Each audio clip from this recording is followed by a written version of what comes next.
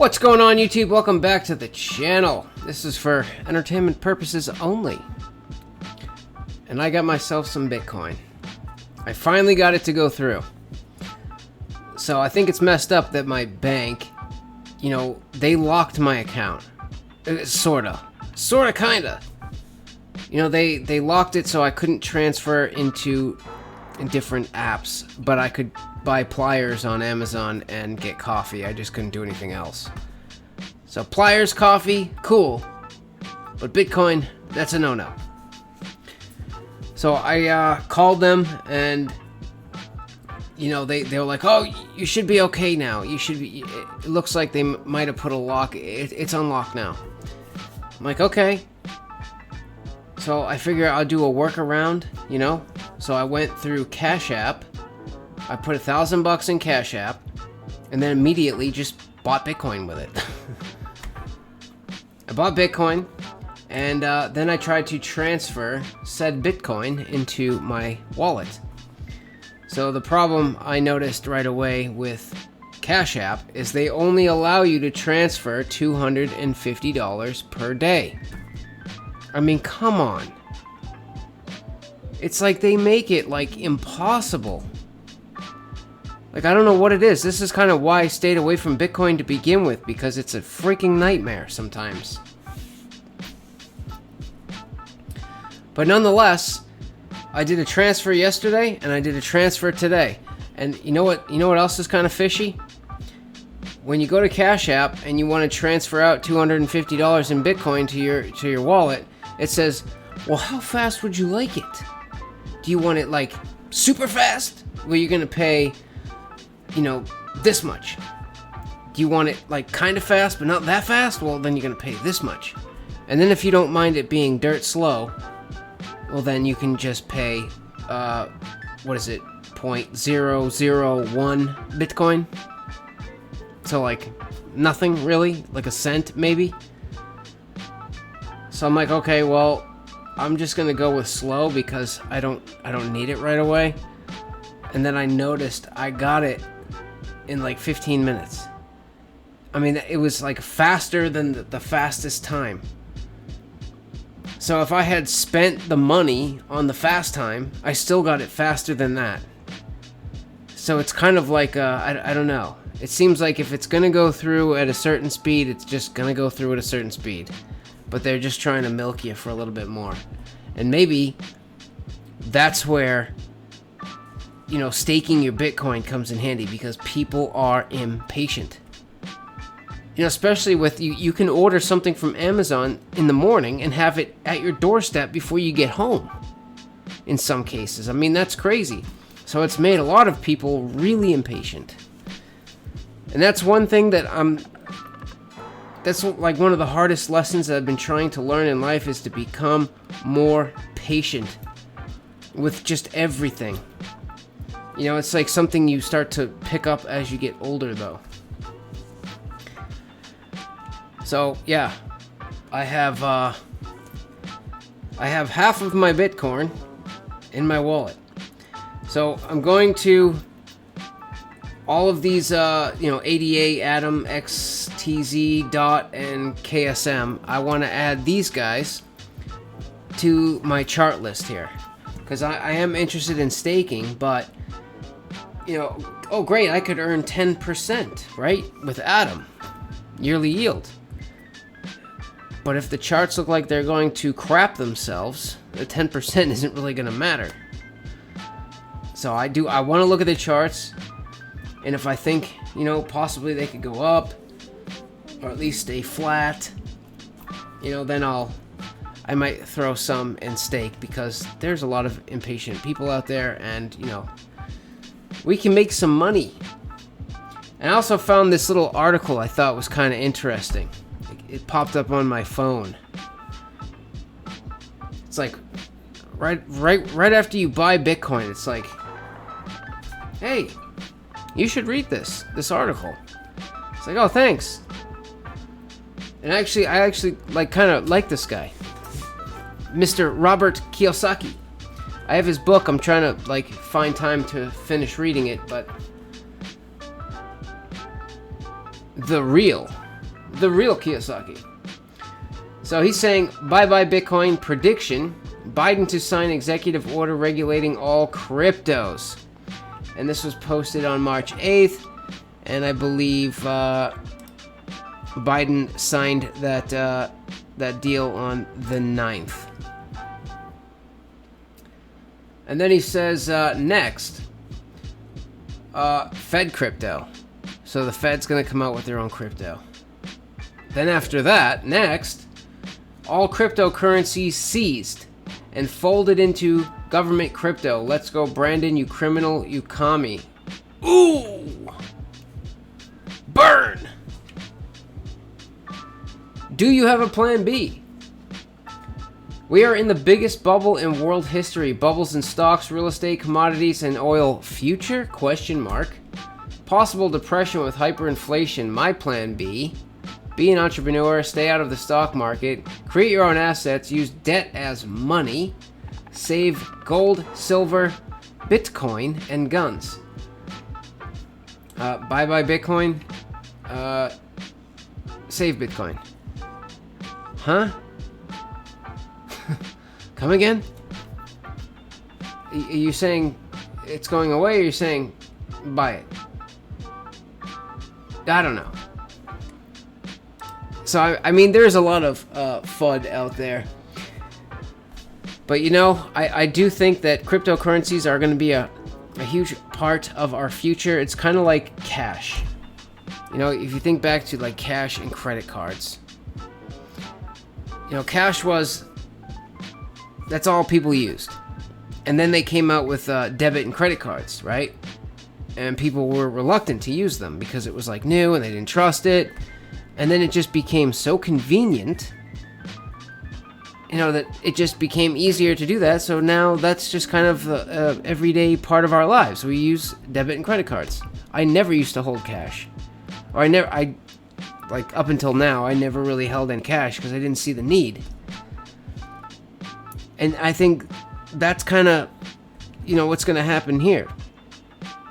Either the cryptocurrency space will become even more convenient and just better, and people will just kind of gravitate to it. But I don't think cash, I don't think credit cards, I don't think they're just going to be wiped off the, you know, the face of the planet tomorrow and it's just going to be Bitcoin. I don't think I think there's going to be cash at least in my lifetime. I don't think we're going to see the end of cash. But, you know, who knows? But, you know, the Fed coin, right? If they were to make a Fed coin, like, this is the only thing I don't understand. How do they just take it over? How do they just take over Bitcoin? How do they just seize all of your Bitcoin? The only way I can see that they could seize all of your Bitcoin is if you have it in an exchange like Coinbase or Robinhood or Webull, because you're not actually holding your crypto. They are. They're holding it for you. And they've all rolled over. You know, they've already rolled over. So, technically, if they wanted to, just like seizing bank accounts, you did something, you said something, you donated to the wrong person. Look at that lady up in Canada. She saw something going on. She thought maybe it was for a good cause. She donated $50. Probably didn't even think anything of it. Went home to take care of her kids and family, and they shut down and seized her bank accounts. And she just shut her down. What? I mean, they should not have that kind of power to do that. That's disturbing. You shouldn't be able to strip anyone's assets from them. You should have to go to court. You should have some sort of a trial. There should be something. You know, you can't just, I mean, that's insane. So, I mean, if you hold it on a hardware wallet, I don't see how they can just take it. And, I mean, they would have to go and shut down every single computer in every single person's house in the entire world, plus all of the big farms. And again, like, I don't think you have anything to worry about as long as you're not doing anything nefarious or illegal or against their, against their will of what they're trying to push. But if you are, or you're worried about it, then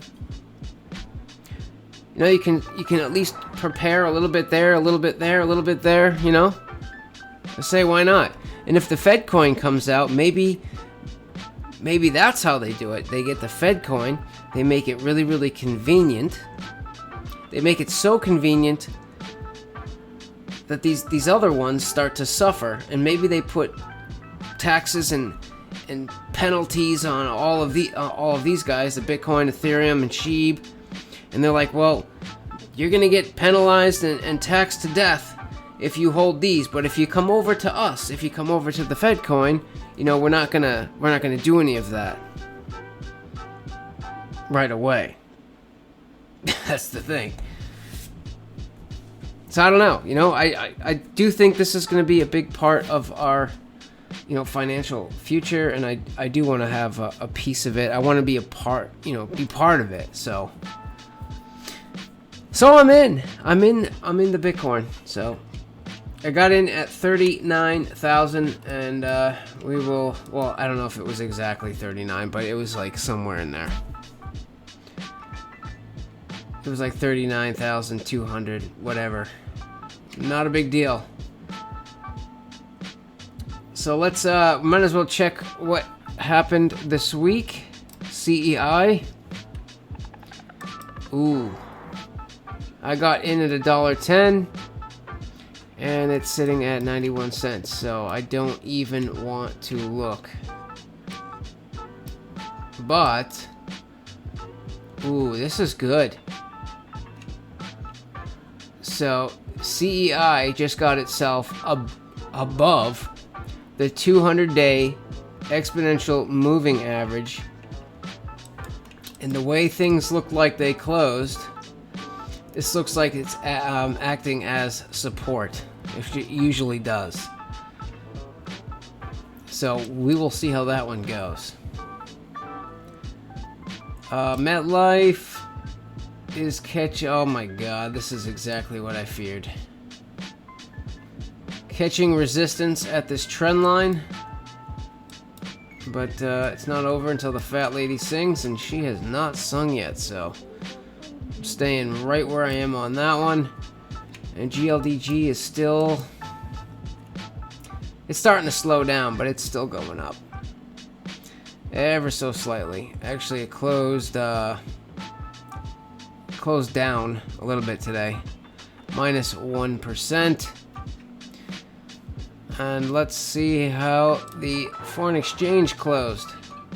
Ooh, euro. There goes all our money. It's all gone. I mean, we were up pretty good here. Well, this was to be expected. It's it's gonna come back down, and hopefully, I see two things here. Either we're gonna breach this swing low, come down and hit this area of support, which I had to go way back. Because sometimes they trade off of levels that are way, way back. So this is the only other one that makes any sense to me, because we got this weekly level here. That's support, and then you come forward and look at that, spot on. You got resistance. It hit it twice before it breached. You can see the wicks off of it here too, but I mean, I see either we come down, we breach this swing low, we hit this area, and then maybe go up, make a swing break, or we come down and hit this trend line again, clock in a higher low, and then possibly go up and break this swing high, and then we're off to the races. But this is going to be, yeah, look at that. I mean, this is good here. Price came raging down, last week, and this week we got a nice indecision type candle. you know, it didn't sell, it didn't buy. We had a nice rally. But this is usually a sign of the turning of the tides, you know? The people were selling, and then slowly people started buying, and it's starting to reverse so that more people are buying than selling, and you get a candle like that. That's a good sign anyway. But yeah, I'm holding this no matter what. I don't care if it, you know, I'm in profit, then out of profit, then in profit, and out of profit. I want to just let this sucker go. I want to see what happens. GBP NZD. We got a double bottom here. Yes, we do. Double bottom, and it started hitting back up right towards the end of the day. It doesn't look super bullish, but you know, I still got this order sitting here a few pips above this big area of support, because I think before this thing heads up, this might do a little dance here, kind of confuse people, and then it will shoot down, touch this thing right on the nose, and then fly up. You know, it'll create these lows here, get people in, kind of move sideways, then they shoot the market down, break these lows, stop everyone out, and I'll be getting in, and then head to the upside.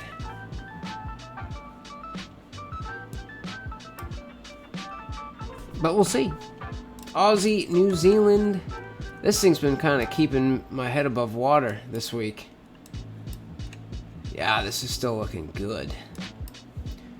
So we came down, we breached this trend line, came up for retest. It looks like we almost we were above it for a little bit, pushed back down, and now it looks like it's coming back up for a retest again. And we have a lower high right here. We just clocked this in. As of this candle close, lower high on the 4-hour chart. So this is a good sign, hopefully. This thing will keep going down this week.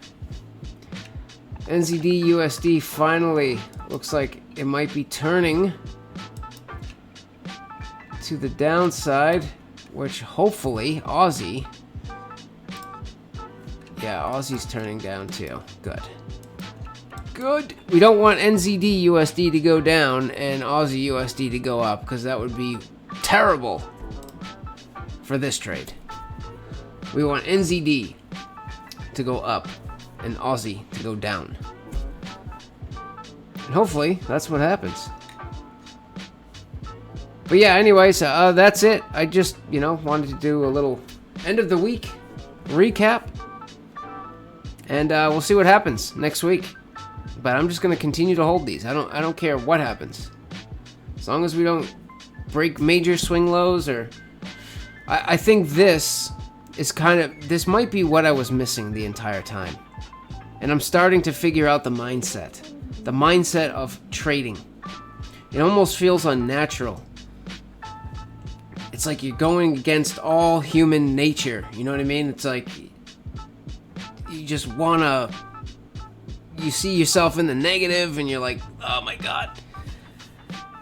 But it's just, you know, remaining calm and trusting the higher time frames and letting things play out, I think, and not messing with stuff. Those were all of my biggest mistakes, I think. So, but, you know, there's only one way to find out. We're going to see by just using what we've learned, support and resistance, candle actions, candle patterns, and see what happens. But yeah, anyways, that's it. Make sure you subscribe if you haven't already. Thumbs up, and I'll see you later.